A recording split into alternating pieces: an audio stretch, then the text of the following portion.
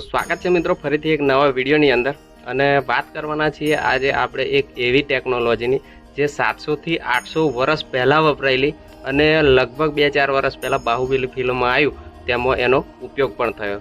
તો ચલો જોઈએ એ કઈ ટેકનોલોજીથી અને બાહુબલી મૂવીમાં જે યુદ્ધમાં જે વપરાઈ હતી વસ્તુ તેના પણ આપણે નિરીક્ષણ કરીશું કેવું લાગે છે અને 700 થી 800 વર્ષ પહેલાં બનેલી એ વસ્તુ આજે ટેકનિકલ રીતે બાહુબલી પિક્ચરમાં યુઝ થયો તેની પણ જાણવાની કોશિશ કરીશું। તો વિડીયોમાં એન્ડ સુધી બન્યા રહેજો અને વિડીયો જો સારો લાગે તો વિડીયોને લાઇક કરી ચેનલને સપોર્ટ કરી સબસ્ક્રાઇબ કરી શકો છો। તો ચલો વિડીયોની શરૂઆત કરીએ।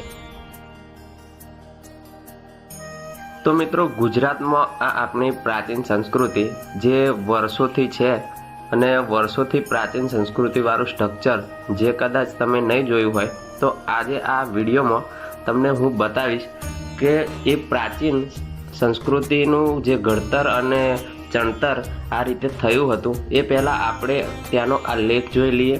મિત્રો સંસ્કૃતમાં આ પથ્થરમાં કોતરણી કામ કરીને એક લેખ લખવામાં આવેલ છે જે અહીંયા કરેલા રાજાઓના લગભગ નામ હશે, કોને કેટલા વર્ષો સુધી રાજ કર્યું તે પણ છે।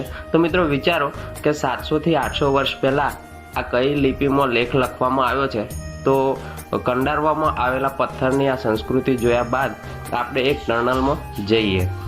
મિત્રો ટનલમાં એન્ટર થતાની સાથે આપણને પથ્થર જોવા મળશે જે એક પથ્થરનો ગોળાકાર વજન લગભગ 100 થી 150 કિલો અને 200 કિલો પણ હોઈ શકે।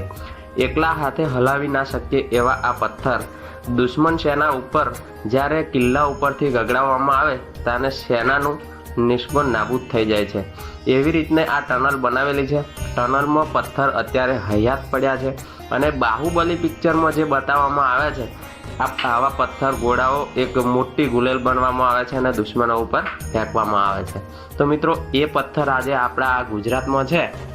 જગ્યાનું નામ પણ હું બતાવી દેવાનો છું, તો વિડીયોમાં એન્ડ સુધી બન્યા રહેજો કારણ કે આ પથ્થરનો વજન લગભગ 200 કિલો જેવો હશે। એવા 3 થી 4 પથ્થર અહીંયા આ ટનલમાં પડેલા જોવા મળે છે। તો પ્રાચીન સંસ્કૃતિમાં આ બનાવેલી કારીગરી અને યુદ્ધ થાય તે સમયે દુશ્મનો ઉપર ફેંકવામાં આવતા આ પથ્થરના ગોળા અત્યારે પણ હયાત છે અને બાહુબલી પિક્ચરમાં એ ટેકનોલોજી વાપરેલી એ જોવા મળી શકે છે અહીંયા। તો જગ્યા તમને જોયા પછી લગભગ જેને જોયું હશે તેને ખબર પડી જશે કે આ કઈ જગ્યા છે। તો આગળ વધીએ મિત્રો વિડીયોમાં કારણ કે આ ગોળાનો ઉપયોગ દુશ્મનો ઉપર જ્યારે આક્રમણ થાય છે ત્યારે આવતી દુશ્મન સેનાને પાછી પાડવા માટે થતો હતો। કિલ્લા ઉપર ચઢાવેલા આ ગોળા પથ્થરના માનો કે અહીંયાથી ગગડે ને તો 100-150 લોકોને એમને મારી નાખે। તો એ ટનલ પર આપણે જઈએ, ટનલથી શું દેખાય છે તે પણ જોઈ લઈએ।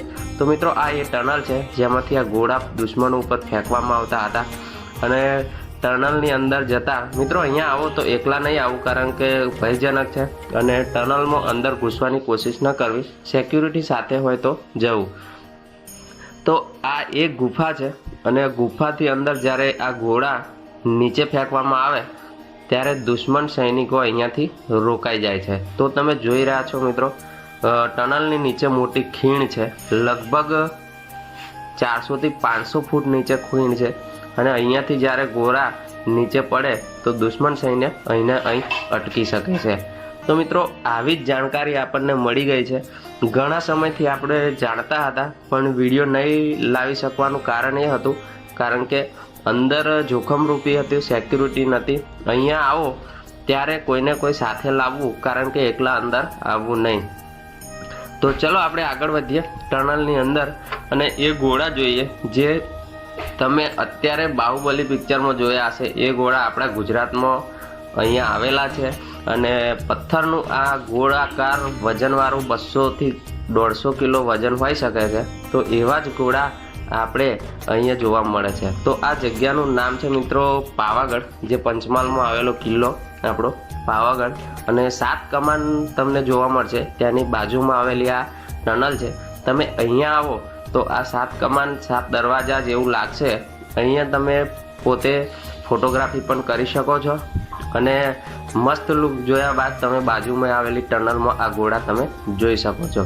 તો મિત્રો આજનો વિડીયો કેવો લાગ્યો, અને વિડીયો જો ગમ્યો હોય તો વિડીયોને લાઈક કરી લેજો, અને ચેનલ પર નવા હોય તો ચેનલને સબસ્ક્રાઈબ કરી સપોર્ટ કરી લેજો મિત્રો. અને હા, બેલ આઇકોન જરૂર દબાવી લેજો, જેથી આવનારા સમયમાં વિડીયોની નોટિફિકેશન તમને જલ્દી મળે.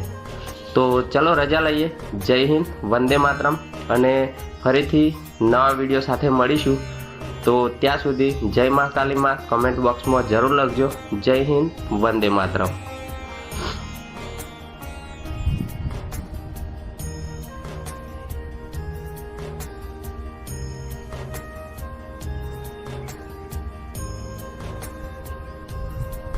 તો મિત્રો, આ હતો આજનો નવો વિડીયો, અને જો વિડીયો આજનો સારો લાગે તો વિડીયોને લાઈક કરી ચેનલને સપોર્ટ કરી સબસ્ક્રાઈબ કરી શકો છો.